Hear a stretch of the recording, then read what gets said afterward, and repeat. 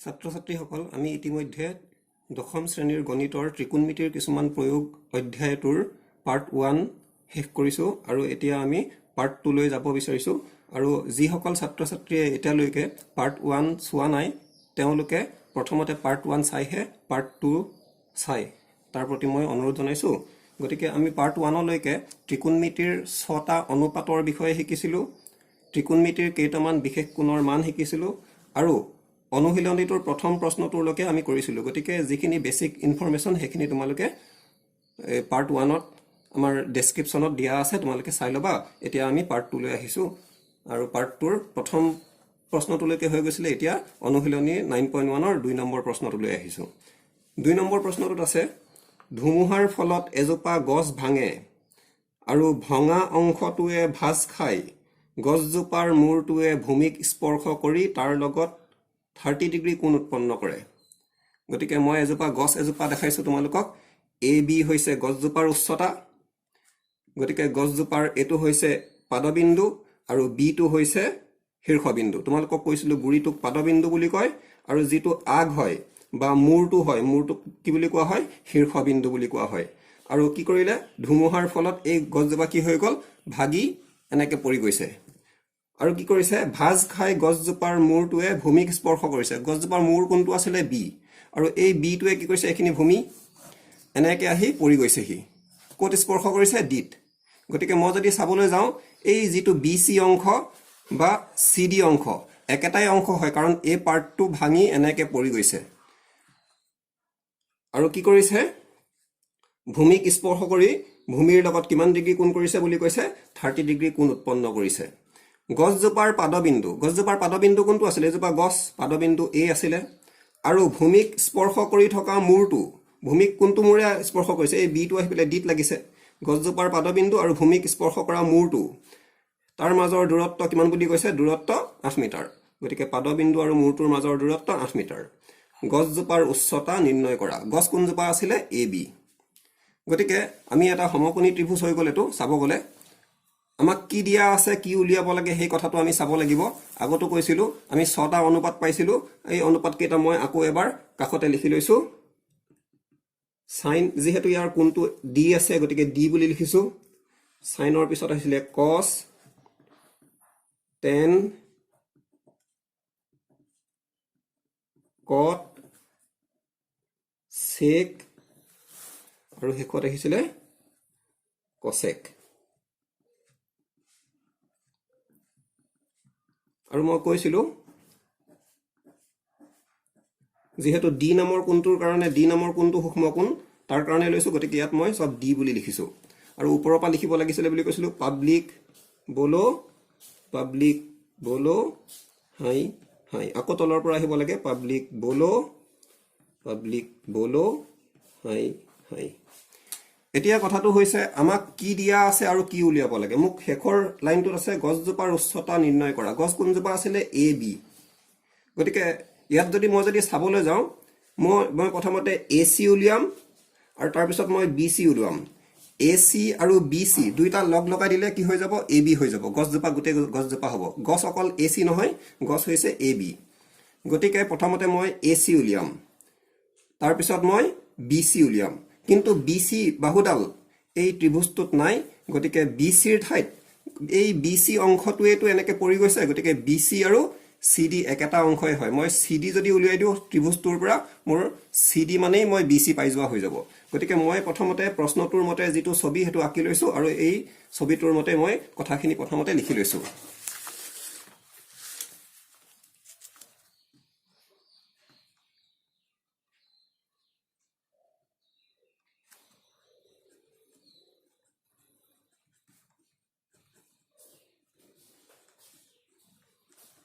গছ কোনজোপা আছিলে? A B.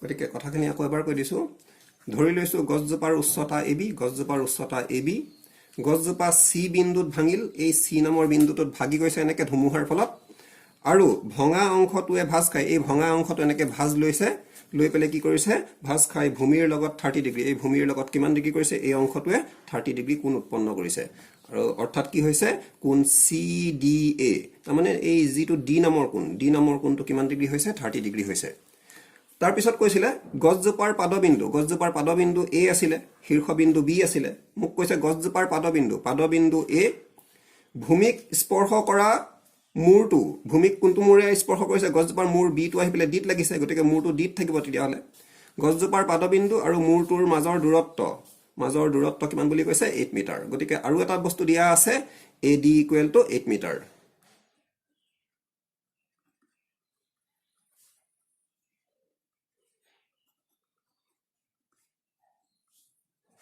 এতিয়া কি উলিয়াব কৈছিলে গছজোপাৰ উচ্চতা তাৰমানে মই AB উলিয়াব লাগিব প্ৰথমতে মই AC উলিয়াম তাৰ পিছত মই BC উলিয়াম কিন্তু BC উলিয়াব নোৱাৰি কাৰণ ত্ৰিভুজটোত BC বাহুডাল নাই গতিকে BC ৰ ঠাইত মই CD উলিয়াই দিলে BC পাই যোৱা হৈ যাব আৰু এটা বস্তু হ'ব মই ইয়াত লিখি লৈছো BC =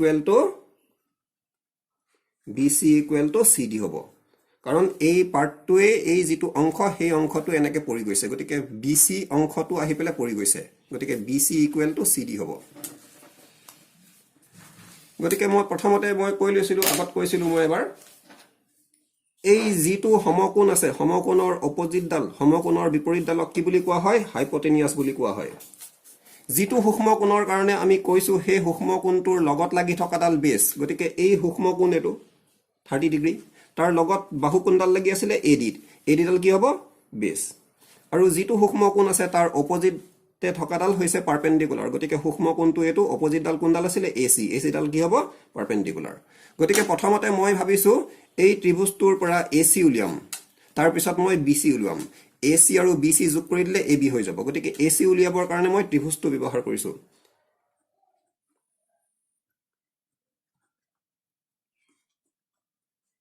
ত্ৰিভুজ CAD ৰ পৰা পাওঁ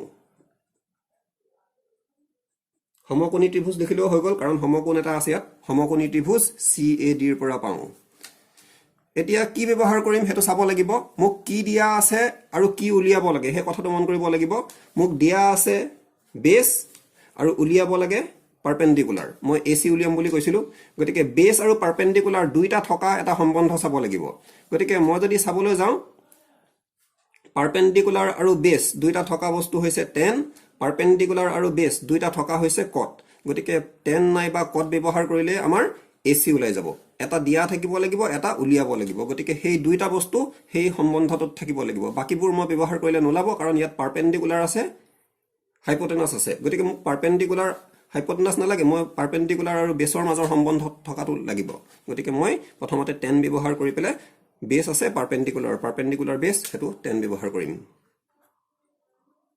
tan কিমান degree 30 degree equal to tan মানে কি আছিল পাৰপেন্ডিকুলাৰ বাই বেছ পাৰপেন্ডিকুলাৰ কোণডাল আছিল AC আৰু বেছ কোণডাল আছিল AD এতিয়া আমি tan 30 ডিগ্ৰী মই মানখিনি কৈছিলো গতিকে মই মানখিনি আকৌ এবাৰ দেখাই দিছো tan 30 ডিগ্ৰী কিমান আছিল 1/√3 বৰ ইম্পৰ্টেন্ট ভ্যালু এটো 30 ডিগ্ৰী 60 ডিগ্ৰী আৰু 45 ডিগ্ৰীৰ tan ৰ মানকেইটা খুব দৰকাৰী গতিকে tan 30 ডিগ্ৰী 1/√3 তোমালোকে মনত ৰাখিবলৈ চেষ্টা কৰিবা AC এতিয়া AC ডাল মই উলিয়াম বুলি কৈছিলো গতিকে AC AD ডাল কিমান আছিল 8 মিটাৰ গতিকে ইয়াত মই 8 বুলি লিখিছো এই 8 টুক সমান চিনৰ ইটো সাইডলৈ যদি মই যদি পক্ষান্তৰ কৰি দিও এই 1 ৰ লগত পূৰণ হ'ব থাকি যাব AC ভ্যালুটো ওলাই যাব গতিকে AC কিমান ওলাই যাব তেতিয়া AC টো যদি ৰাখি দিও 8 টো এফালে লৈ আনিলে 1 ৰ লগত পূৰণ হ'ল 8 আৰু তলত কি থাকিব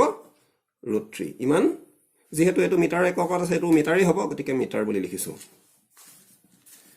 তাৰ পিছত কি হ'ল AC উলালে এবাৰ BC উলিয়াম AC আৰু BC উলাই গলে মোৰ হৈ যাব গছজোপাৰ উচ্চতা উলিওৱা গতিকে BC উলিয়াব নোৱাৰিম কাৰণ মোৰ ত্ৰিভুজটোত BC বাহুডাল নাই মই আগতো কৈছিলো গতিকে মই CD ডালকে উলিয়াও CD ডালেই হৈছে BC কাৰণ এই পাৰ্টটোৱে হৈছে এনেকৈ পৰি যোৱা পাৰ্টটো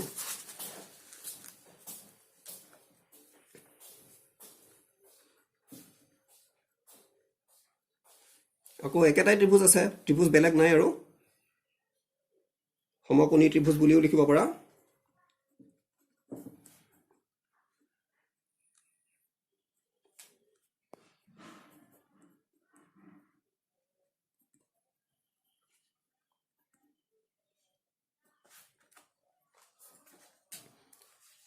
গতিকে মই এতিয়া আকৌ চাব লাগিব কি ব্যৱহাৰ কৰিব লাগিব। মই কি উলিয়াব গৈছোঁ এবাৰ, মই CD উলিয়াব গৈছোঁ। CDডাল কি হয়, হাইপটেনিয়াছ। আৰু দিয়া আছে কি মোক 8 বুলি দিয়া আছে। কোনডাল দিয়া আছে, বেছডাল। গতিকে হাইপটেনিয়াছ আৰু বেছৰ মাজৰ সম্বন্ধ চাব লাগিব। গতিকে হাইপটেনিয়াছ বেছৰ মাজৰ সম্বন্ধ বুজোৱা আছে কছ, হাইপটেনিয়াছ বেছৰ মাজৰ সম্বন্ধ বুজোৱা আছে চেক। কছ নাইবা চেকৰ ভিতৰত যিকোনো এটা ব্যৱহাৰ কৰিলে ওলাই যাব। গতিকে মই কি কৰিম, কছকে ব্যৱহাৰ কৰোঁ। কছ কিমান ডিগ্ৰী আছিলে ইয়াত, 30 ডিগ্ৰী। কছ মানে কি আছিলে, বেছ বাই হাইপটেনিয়াছ আছিলে। বেছ কোনডাল আছিলে, AD, আৰু হাইপটেনিয়াছ কোনডাল আছিলে, CD। এতিয়া মই চাব লাগিব কছ 30 ডিগ্ৰীৰ ভেলুটো। কছ 30 ডিগ্ৰী কিমান আছিলে, √3/2। গতিকে ইয়াত মই কি বুলি লিখিম, √3 ডিভাইডেড বাই 2। AD, গতিকে ADডাল কিমান দিয়া আছিলে, 8 বুলি দিছিলে, 8 বুলি লিখিছোঁ। আৰু তলত কি থাকিব, CD। CDৰ ভেলু মই উলিয়াম বুলি কৈছিলোঁ। গতিকে CD বুলি নিলিখি পেলাই, CD নিলিখি পেলাই মই BCও লিখিব পাৰোঁ, কাৰণ CD আৰু BC একেটা অংশ বাৰে বাৰে কৈছোঁ মই। গতিকে CDৰ ঠাইত মই BC কৰি পেলাইছোঁ। ইয়াতে কিনাৰতে লিখি দিছোঁ, যিহেতু CD equal to BC, CD আৰু BC একেটা অংশই হয়, মই BC পাবহে লাগে। এতিয়া মই BCটো যিহেতু তলত আছে, সদায় যিটো উলিয়াম তলত থাকিব নোৱাৰে, তাক মই সমান চিনৰ ইটো চাইডলৈ পক্ষান্তৰ কৰিলে এই BCটো √3 লগত পূৰণ হৈ যাব। আৰু এই 2টো ইফালে লৈ গ'লে 8ৰ লগত পূৰণ হ'ব। 2 পূৰণ 8, 2 8 গুণ 16। আৰু এই BCটো √3 লগত যেতিয়া পূৰণ হ'ব, BC পূৰণ √3 হ'ব। এই √3টো ইফালে সমান চিনৰ ইফালে পক্ষান্তৰ কৰিলে পূৰণ আছিলে কি হৈ যাব, হৰণ হৈ যাব। ইমান, যিহেতু এইটো মিটাৰত আছিলে, এডালো মিটাৰেই হ'ব। গতিকে ইয়াত মই মিটাৰ বুলি লিখিছোঁ। গতিকে মই কি পাই গ'লোঁ, BC পাই গ'লোঁ আৰু AC পাই গ'লোঁ। আৰু এটা কথা কৈ দিওঁ, মই কৈছিলোঁ টেন আৰু কট পাৰপেণ্ডিকুলাৰ বেছ। গতিকে যিকোনো এটা ব্যৱহাৰ কৰিলেই মোৰ ACৰ মানটো যিটো ওলাব একেটাই ওলাই থাকিব। টেন ব্যৱহাৰ কৰিলে যিটো ওলালে, কট ব্যৱহাৰ কৰিলেও একেটাই ওলাব। আৰু ঠিক একেদৰে কছ আৰু চেক, বেছ হাইপটেনাছ। গতিকে কছ আৰু চেকৰ ভিতৰত যিকোনো এটা ব্যৱহাৰ কৰিলেই BCৰ ভেলুটো একেটাই ভেলু ওলাব। গতিকে কছ ব্যৱহাৰ কৰিলে 16/√3 ওলাইছে, চেক ব্যৱহাৰ কৰিলেও 16/√3 ওলাব।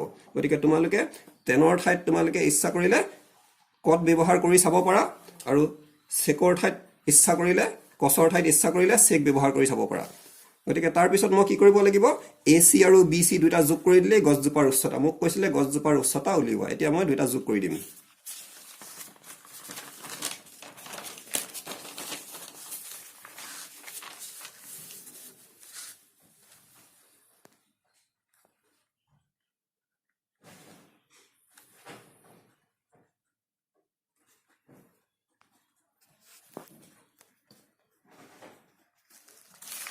গছজোপা কোনজোপা আছিলে, AB।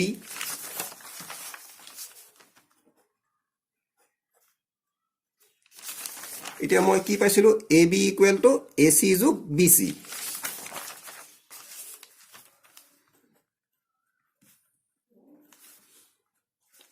মই পাই আহিছিলোঁ AC ভেলু পাইছিলোঁ 8/√13 পাইছিলোঁ। গতিকে ইয়াত মই লিখিছোঁ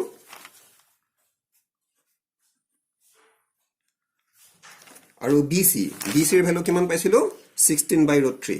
8/√3, 16/√3। গতিকে BCৰ ভেলুটো লিখি দিছোঁ, কিমান লিখিম, 16/√3। এতিয়া দুইটা যোগ কৰিব লাগে। যেতিয়া যোগ কৰিব লাগে, তলৰ হৰ, এইটোক তলৰটোক হৰ বুলি কয়, ওপৰটোক লব বুলি কয়। তলৰ হৰ দুটা যদি একে সংখ্যা থাকে, একেটা ডাইৰেক্ট পাতিবা, আৰু ওপৰকেইটা যোগ থাকিলে যোগ কৰি দিবা, আৰু বিয়োগ থাকিলে বিয়োগ কৰিবা। তলৰ হৰকেইটা একেই থাকিলে একেটা পাতিবা। 16 যোগ 8, 16 8 কিমান হ'ব, 24। আৰু তোমালোকে ক্লাছ 9ত কৰিছিলা হৰ পৰিমেয়কৰণ কৰা। তলত যদি √3 থাকে আৰু এটা √3ৰে পূৰণ কৰিছিলা, কাৰণ √3টো অপৰিমেয় সংখ্যা। গতিকে আৰু এটা √3 দি পেলাই পূৰণ কৰি দিবা, কাৰণ হৰত সদায় পৰিমেয় হৈ থাকিলে বেছি ভাল হয়। √3ক যদি √3ৰে পূৰণ কৰা, ইয়াক যদি √3ৰে পূৰণ কৰা, ওপৰতকো √3ৰে পূৰণ কৰিব লাগিব। গতিকে ৰুট 3 পূৰণ ৰুট 3 কিমান হ'ব 3 হ'ব মই আকৌ এবাৰ এটো বস্তু বুজাই দিছো যেনেকৈ ৰুট 4 পূৰণ ৰুট 4 4 ৰ বৰ্গমূল আছিলে 2 4 ৰ বৰ্গমূল আছিলে 2 2 পূৰণ 2 4 ৰুট 4 পূৰণ ৰুট 4 4 হলে ৰুট 3 পূৰণ ৰুট 3 3 হ'ব ৰুট 4 পূৰণ ৰুট 4 4 ৰুট 3 পূৰণ ৰুট 3 3 আৰু ওপৰত কিমান আছিলে 24 ৰুট 3 এই 3 ৰে এটো কটাকটি যাব 3 8 গুণ 24 গতিকে কিমান পাই গলো মই 8 ৰুট 3 কি ওলালো গছজোপাৰ উচ্চতা 8 ৰুট 3 যেহেতু এককবোৰ মিটাৰত আছিলে মিটাৰটো নিলিখিলে নহব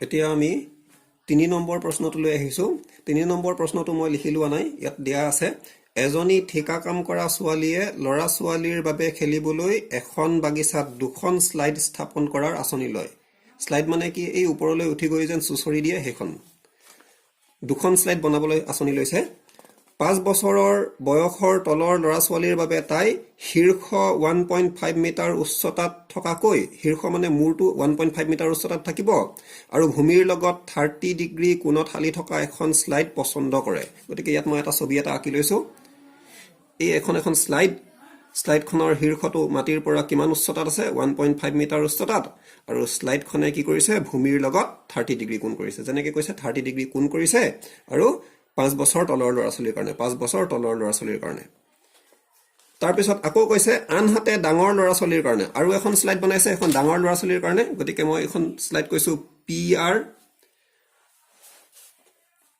3 মিটাৰ উচ্চতাত থকাকৈ আৰু ভূমিৰ লগত 60 ডিগ্ৰী কোণত হালি থকা এখন স্লাইড বিচাৰে গতিকে প্ৰতিটো ক্ষেত্ৰত স্লাইডৰ দৈৰ্ঘ্য উলিওৱা গতিকে এই যিখন দ্বিতীয়খন স্লাইড এইখন স্লাইডখন কি হৈছে মাটিৰ পৰা এই স্লাইডখনৰ যেটো শীৰ্ষটো মাটিৰ পৰা কিমান উচ্চতাত উঠি আছে 3 মিটাৰ আৰু এই স্লাইডখনে মাটিৰ লগত কিমান ডিগ্ৰী কোণ কৰিছে 60 ডিগ্ৰী গতিকে এই মুক কি উলিয়াব কৈছে এতিয়া প্ৰতিটো ক্ষেত্ৰতে স্লাইডৰ দৈৰ্ঘ্য কিমান উলিওৱা মানে প্ৰথম ক্ষেত্ৰটোত AC খন স্লাইড আছিল আৰু দ্বিতীয় ক্ষেত্ৰটোত PR খন স্লাইড আছিল গতিকে এই AC স্লাইডখন আৰু PR স্লাইডখনৰ দৈৰ্ঘ্য আমি উলিয়াব লাগে গতিকে আমি প্ৰথম AC স্লাইডখন উলিয়াই লওঁ 5 বছৰ তলৰ মই এইটা লিখি লৈছো 5 বছৰ তলৰ ল'ৰা ছোৱালীৰ বাবে স্লাইডখনৰ দৈৰ্ঘ্য AC এখন স্লাইডখনৰ দৈৰ্ঘ্য আৰু স্লাইডখন কিমান উচ্চতাত আছে স্লাইডখনৰ উচ্চতা BC কিমান আছিল 1.5 মিটাৰ উচ্চত আছিল আৰু কৈছিলে স্লাইডখনে মাটিৰ লগত কিমান ডিগ্ৰী কোণ কৰিছে CAB তাৰ মানে A নামৰ কোণটো কিমান ডিগ্ৰী 30 ডিগ্ৰী গতিকে মুক কি উলিয়াব কৈছে স্লাইডৰ দৈৰ্ঘ্য এটা উলিয়াব কৈছে আমি যদি চাবলৈ যাওঁ যিটো কোণ আছে সেই কোণটোৰ এই সমকোণৰ অপজিটডাল হাইপোটেনিয়াস যেটো সূক্ষ্ম কোণ আছে তাৰ অপজিটডাল মোক দিয়া আছে এটো পাৰপেন্ডিকুলাৰ মোক পাৰপেন্ডিকুলাৰটো 1.5 বুলি দিয়া আছে আৰু স্লাইডখনৰ দৈৰ্ঘ্য হাইপোটেনিয়াস ওলাব লাগে পাৰপেন্ডিকুলাৰ আৰু হাইপোটেনিয়াসৰ মাজৰ সম্বন্ধটো তোমালোকক মই অনুপাত কেটা লিখি বাৰে বাৰে দেখাইছিলো এবাৰ লিখি নেথাকো মই ইয়াত ডাইৰেক্ট লিখিছো পাৰপেন্ডিকুলাৰ আৰু হাইপোটেনিয়াসৰ মাজৰ সম্বন্ধটো সাইন আৰু কোসেকে বুজায় গতিকে মই হয়তো সাইন ব্যৱহাৰ কৰিম নাইবা কোসেক ব্যৱহাৰ কৰিম গতিকে ABC সমকোণী ত্ৰিভুজৰ পৰা পাওঁ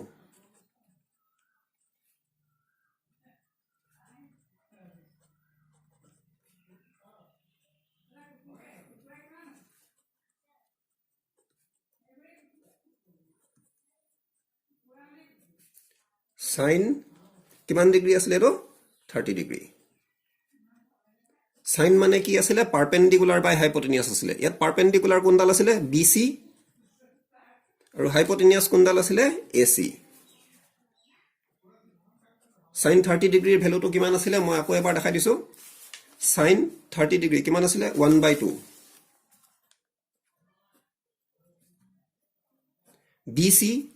BC ৰ ভ্যালুটো কিমান আছিল 1.5 ইয়াত 1.5 লিখিছো AC ৰ ভ্যালুটো মই উলিয়াব লাগে AC খন স্লাইড হয় AC টো সমান চিনৰ এটো সাইডত ট্ৰান্সপোজ কৰিলে 1 ৰ লগত পূৰণ হ'ব 1 পূৰণ AC এক লগত কিবা সংখ্যা পূৰণ হলে হে একেটা সংখ্যাকে হয় বুলি কৈছিলো গুণাত্মক অভেদ হয় হেতু যেনেকৈ 1 পূৰণ 5 5 1 পূৰণ 7 7 1 পূৰণ AC এই দুইটো 1.5 ৰ লগত পূৰণ হ'ব গৈ 1.5 পূৰণ 2 AC এতিয়া যদি মই যদি 1.5 ক যদি 2 ৰে কৰো 2 5 গুণ 10 ৰ শূন্য কলাৰ 1 2 গুণ 2 1 3 এটাৰ আগত দশমিক আছে বহি গ'লে 3.0 তাৰমানে 3 মিটাৰ যিহেতু এটো মিটাৰত আছিলে এটো মিটাৰতে হ'ব আৰু এখন কি আছিলে স্লাইড মোক প্ৰশ্নটোত কি কৈছিলে প্ৰতিটো ক্ষেত্ৰতে স্লাইডৰ দৈৰ্ঘ্য উলিওৱা গতিকে স্লাইডৰ দৈৰ্ঘ্য উলিওৱালো এতেকে স্লাইডখনৰ দৈৰ্ঘ্য AC = 3 মিটাৰ আৰু মই কৈছিলো পাৰপেন্ডিকুলাৰ হাইপোটেনাস থকা দুটা সম্বন্ধ আছে সাইনত আছে আৰু কোসেকত আছে সাইন ব্যৱহাৰ নকৰি তোমালোকে কোসেক ব্যৱহাৰ কৰিলেও AC ৰ ভ্যালুটো 3 মিটাৰে পাবা গতিকে তোমালোকে কোসেক ব্যৱহাৰ কৰি 3 মিটাৰ পোৱা নে নোপোৱা চাবা এতিয়া মই দ্বিতীয়খন স্লাইডৰ দৈৰ্ঘ্য লৈ আহিছো ডাঙৰ লৰা চলিৰ কাৰণে আছিল ডাঙৰ লৰা চলিৰ কাৰণে স্লাইড কোনখন PR এখন স্লাইড হৈছে আৰু স্লাইডখন মাটিৰ পৰা কিমান উখত আছিল 3 মিটাৰ আছিল আৰু কোনটো কিমান ডিগ্ৰী কৰিছিল স্লাইডখনে 30 ডিগ্ৰী কৰিছিল মাটিৰ লগত স্লাইডখনে 30 ডিগ্ৰী 60 ডিগ্ৰী কৰিছিল সৰি গতিকে মই এটো ক্ষেত্ৰটো মই কি উলিয়াব লাগিব মোক স্লাইডৰ দৈৰ্ঘ্য উলিয়াব কৈছে এখন স্লাইডৰ দৈৰ্ঘ্য সমকোণৰ অপজিটডাল হৈছে হাইপোটেনিয়াস আৰু দিয়া আছে কি পাৰপেন্ডিকুলাৰ আগৰ প্ৰশ্নটোৰ নিচিনা একেই পাৰপেন্ডিকুলাৰ হাইপোটেনাসৰ মাজৰ সম্বন্ধ আগৰ যি ধৰ কৰিলো গতিকে পাৰপেন্ডিকুলাৰ আৰু হাইপোটেনাস কিহে বুজাই বুলি কৈছিলো সাইনে বুজাই গতিকে সাইন আৰু কোসেকে বুজাই সাইন ব্যৱহাৰ কৰিম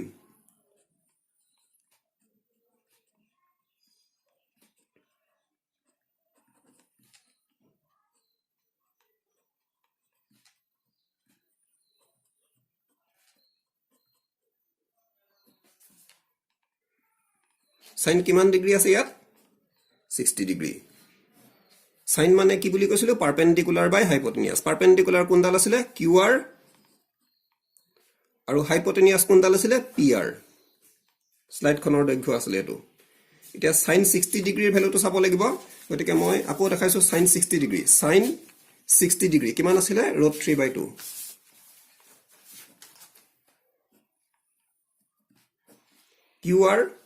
QR ৰ ভ্যালুটো কিমান আছিল 3 PR ৰ ভ্যালুটো মোক উলিয়াব লাগে PR টো সমান চিনৰ অন্যটো সাইড লৈ যদি পক্ষান্তৰ কৰো PR টো √3 লগত পূৰণ হ'ব এই 2 টো 3 লগত পূৰণ হ'ব 2 পূৰণ 3 2 3 গুণ 6 আৰু PR টো √3 লগত পূৰণ হ'ব হে √3 টো কিফালে লৈ গলে হৰণ হৈ যাব আৰু এফালে কি আহি যাব PR পূৰণ √3 এই পূৰণ √3 টো ইফালে লৈ গলে হৰণ হৈ গল থাকি গল PR এতিয়া মই অকমান আগতে কৈ থৈ গৈছিলো তলত কেতিয়াও অপৰিমেয় সংখ্যা নাৰাখিবা √3 এটা দেখিলে আৰু এটা √3 দি পেলে পূৰণ কৰি দিবা √3 6 আৰু এটা √3 তলত পূৰণ কৰিলে ওপৰতো পূৰণ কৰিব লাগিব √3 পূৰণ √3 3 অকমান আগতে দেখাই গৈছিলো আৰু ওপৰত আছিল 6 √3 3 ৰে 6 কৰিলে 3 দুগুণ 6 গতিকে কিমান ওলাব 2 √3 যিহেতু এটো মিটাৰত আছে এডালো হ'ব মিটাৰত গতিকে মিটাৰ এখনো স্লাইড আছিল PR গতিকে PR স্লাইডখনৰ দৈৰ্ঘ্য কিমান হ'ব যিখন ডাঙৰ লৰা চলিৰ কাৰণে বনাইছিল 2 √3 মিটাৰ হ'ব এতেকে